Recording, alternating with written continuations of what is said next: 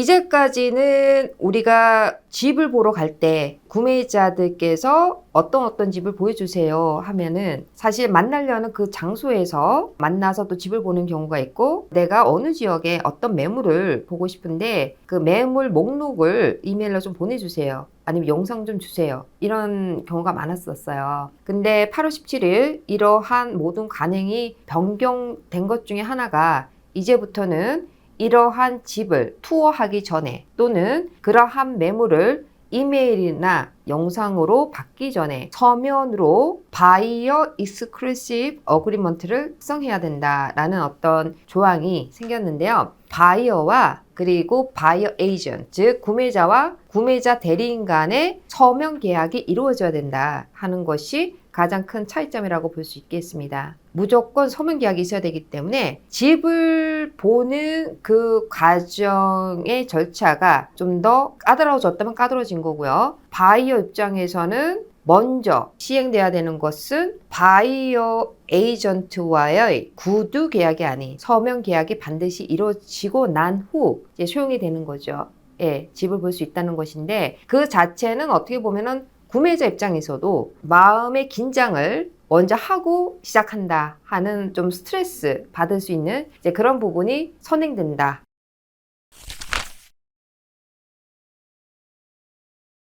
우리가 NAR 그 핸드북 그 가이드라인에서 어멘드된 수정된 부분을 제가 다 훑어봤는데요. 결론적으로는 구매자 대리인, 바이어 에이전트를 고용할 필요가 없다는 뜻이 아니라는 거고요. 그거는 바이어의 의사 결정에 달려있다고 볼 수가 있겠죠. 지금까지 간행으로서는 셀러가 집을 팔 때 소정의 커미션이라고 표현했죠. 지금 컴펜세이션으로 바뀌었잖아요. 그러면은 통상적으로는 주마다 틀리지만 6%가 간행적으로 우리가 컴펜세이션으로 먼저 정하고 가고, 그런 후 판매자 대리인 셀러스 에이전트가 그 중에 3%를 바이어 에이전트, 구매자 대리인에게 공유하는 시스템이었어요. 이제 바이어가 바이어의 에이전트를 고용해야 된다. 그 말은 뭐냐면은 바이어가 바이어 에이전트에 대한 컴펜세이션을 지불해야 된다. 구매자가 구매자 대리인에게 컴펜세이션, 보상을 지불해야 된다는 규정이 또 가장 큰 변화잖아요. 그렇기 때문에 어떤 바이어, 구매자는 그러한 부분이 부담이 돼서 혼자서 집을 취득하는 방법을 모색할 수도 있겠죠. 물론 쉬운 일은 아닙니다만은, 그랬을 경우에는 순수하게 그 바이어가 선택할 수 있는 그러한 자율 의사라고 볼 수가 있는 거죠. 굉장히 다양해질 겁니다. 실질적으로 그런 보상 관계에 있어서는 어떤 규정이 정확하게 디테일하게 명시된 건 아니지만은, 서면으로 구매자와 구매자 대리인 간의 서면 계약을 맺을 때 그런 보상에 관계되는 부분을 아주 명확하게 상세하게 적으라고 되어 있습니다. 그리고 하나의 관계로 일방적으로 하면은 안 되고, 그러한 부분이 여러 가지의 어떤 방향으로 설정되고, 그것이 집을 구매하려는 그 집에 참여하는 판매자, 구매자, 판매자 대리인, 구매자 대리인이 모두가 인정하는 그러한 범위의 보상을 받아야 된다는 것이거든요. 자, 이제까지 우리가 간행은 판매자가 판매자 대리인에게 컴펜세이션, 보상을 주고, 그리고 그거를 판매자 대리인이 구매자 대리인에게 일부를 나누는 형식이었다면, 똑같은 형식으로 갈 수도 있습니다. 구매자나 구매자의 대리인으로부터 일정의 컴펜세이션을 받게 됐을 때, 그러면 나머지 부분에 있어서는 판매자가 아닌 구매자가 그런 컴펜세이션 나머지를 보상하는 그러한 보상 플랜으로 갈 수도 있는 거고요. 어떤 퍼센티지가 아닌 소정의 금액으로 갈 수 있다는 거죠. 새로운 이런 패턴들이 뭐냐면은, 집을 보여주는 그 한 건당, 실질적으로 그런 회사가 나왔는데요. 한 건당 49불을 지불하게끔 하는 경우도 있고요. 그리고 오포를 하는 그 오포당 179불, 이런 식으로 플랫피로 가는 경우가 있어요. 그리고 집을 뭐 5채로 보여주고, 그리고 오포를 2번을 써주는 조건으로 해서 우리는 그 전체 패키지로 해서 1700 999불을 보상으로 받겠다. 그러니까 이거는 구매자 대리인 간의 서면으로 합의하에서 계약이 되면은 그렇게 갈 수가 있는 거거든요. 그러니까 이제는 어떠한 통상적인 그러한 관례보다는 아주 자율적인, 그리고 어떻게 보면 자율 경쟁의 시장으로 형성된다, 이렇게 보실 수가 있는 거거든요. 그렇기 때문에 어떤 서면 계약을 하실 때도 일방적인 어떤 방법으로만 계약을 하실 수는 없고요. 그러한 보상에 대한 플랜을 정확하게 그리고 디테일하게 나열을 하셔야 된다는 거죠. 그러니까는 그러한 과정이 어떻게 보면은 집을 보고 나서 오퍼를 쓸 때 그때부터 우리가 딜이 협상이 이루어진다라고 생각했던 것이 이제는 아예 집을 보기 전부터 구매자와 구매자 대리인 간의 협상이 먼저 이루어져야 된다는 그런 불편함이 좀 있을 수가 있는 거죠. MLS 핸드북 자체에서 정확하게 명시가 된 거는 뭐냐면요. 보상 플랜에 있어서는 MLS 자체에서는 표기를 할 수가 없다. 그리고 그 항목을 삭제를 해라, 이렇게 나와 있어요. 그러나 그 외의 플랫폼에서 또는 SN에서 웹사이트를 통해서는 그러한 공유 보상 플랜에 있어서는 같이 공유할 수 있다, 이렇게 되어 있거든요. 그렇기 때문에 MLS라는 마켓플레이스가 아닌 다른 마켓플레이스에서는 상관이 없다는 것을 의미하기도 합니다.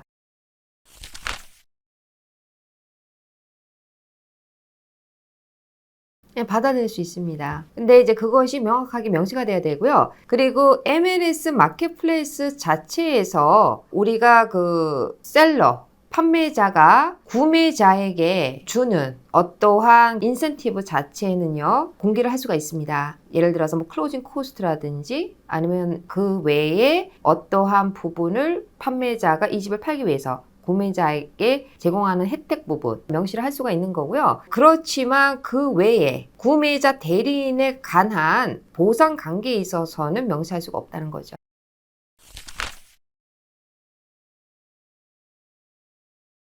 모든 것은 negotiable, 협상 가능합니다. 어떤 집이 시장에 나왔어요. 그래서 판매가가 40만 불로 나왔다는 거죠. 그리고 그 판매자가 나는 이 집을 좀 빨리 팔고 싶기 때문에 바이어, 그러니까 구매자에게 소정의 클로징 코스트를 나는 제공하고 싶다. 이제 그렇게 해서 마켓플레이스에다가 명시를 했어요. 구매자 대리인이 나를 위해서 너무 많은 수고를 해서 그러한 보상을 내가 내 구매자 대리인의 어떤 보너스로 좀 지불하고 싶다는 생각이 들잖아요. 그러면은 우리가 오퍼를 쓸 때 명확하게 그러한 부분을 쓰고 셀러도 그리고 셀러 에이전, 판매자의 대리인도 그 부분에 당연히 동의를 해야 되고 그럴 경우에는 아까 얘기한 대로 협상 가능한 그런 부분에 있어서 조절이 가능하다는 거죠.